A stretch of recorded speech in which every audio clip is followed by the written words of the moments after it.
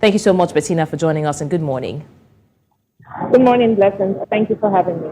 Bits and pieces, I would say, of violence. I did hear a gunshot yesterday, which I heard were gifts from miscreants, which were later handled, but nothing out of power, nothing really big that would give cause for concern. Just one gunshot, and before the second could be released, the person in particular was taken. So everything was on point in terms of security. There wasn't any issues at all. The electorate, they made sure that they waited, even though it was a rainy day here in Delta State yesterday. Under the rain, we had citizens who waited under the rain to cast their votes and waited for the counting and waited until everything was put in the machine before they went home. As the rain started, we also had some power failure in some units. We had citizens bringing out their phones and hot lights, some people even rendering lanterns just to make sure that there was light and everything would go accordingly. All right, how about the performance of the INEC ad hoc staff and the functionality of the BVAS as well? All the BVAS and all the polling units that I went to worked accurately. There was a particular polling unit that I visited somewhere around Ogara, which at 1:30 p.m. the ad hoc staff was saying that they have no more paper for people to vote, which was very strange. I asked questions personally to the ad hoc staff there, and they were not really willing to respond. The lady just said, oh, that paper had finished. And I was asking questions, how can paper finish when you have a certain number of people who were already giving their PVC? So you know this number of people are coming to vote at this unit. So it is expected that INEC will give you the quantity of paper that will match the number of people who had registered in that unit. So it seemed like something funny and fishy was going on there. But the last I confirmed, the voting did end there because the staff claimed that there were no more paper for people to use to cast their vote. So if we were to get you correctly, in that part of, you said Ogbara, right? O'Hara, that the INEC officials did not have sufficient voting papers, and for that reason they ended it when they exhausted what they had. At 1:30 p.m. 1:30 p.m. Yes.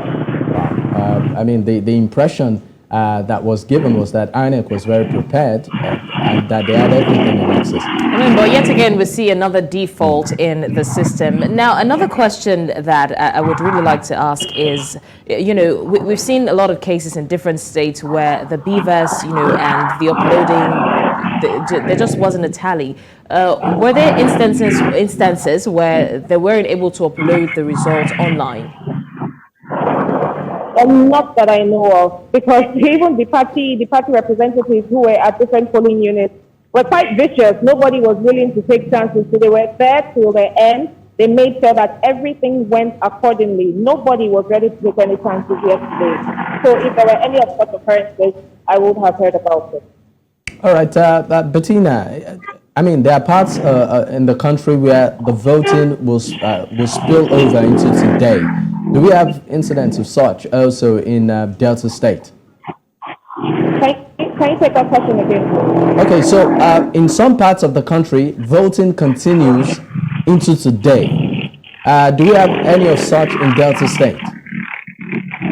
Well, I'm still trying to confirm a report from Sapele. Yesterday as well, I told you about some ad hoc staff in Sapele who refused working and they're deploying materials because they said they haven't gotten their training fee.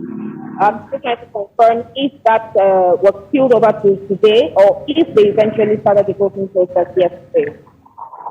All right, Bettina, would you say that, you know, the issue of the cash crunch and the fuel scarcity affected the turnout? We hear that the turnout was pretty good, but do you think that it could have been more?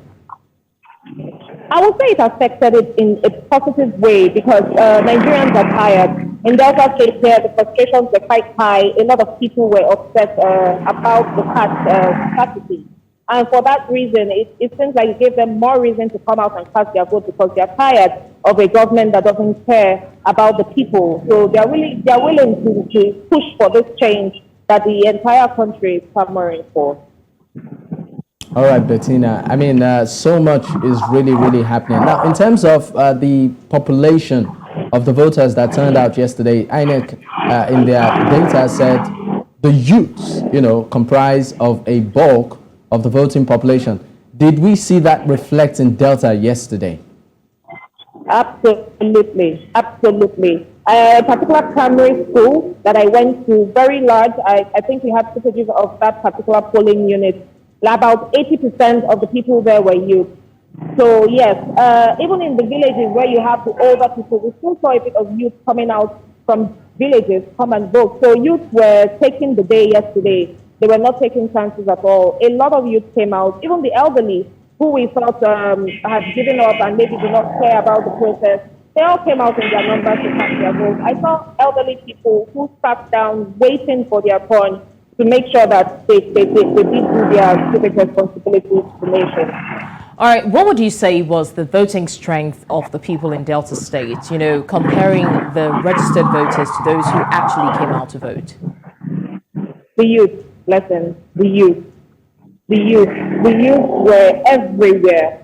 And they were the same people who waited and stayed back, even under the rain, like I told you. It rained cats and dogs yesterday. But people refused. They were waiting under the rain, just trying to hide under shades and shelters, but they did not leave.